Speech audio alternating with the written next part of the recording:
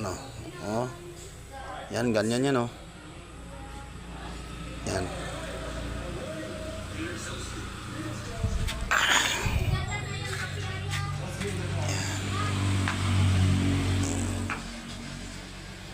Ganyan yung yung nakuha ko ngayon sa site ko. Yan. Kaya nakahiga ang pulma nito mga TH, is nakahiga siya. Pag ganun siya. So marami pang mga pointer na nakuha ko na padiretso sa ilalim ng hukay. Kasi parang cave yan na sinirado nila. Tsaka sa kabila yung butas na sinasabi ko na heart shape siya, yung butas niya. Isa lang ba to nakuha ko sa gitna, tapos naghukay ako sa kabila kasi dalawa tong malambot na lupa tsaka may butas-butas. Dito ako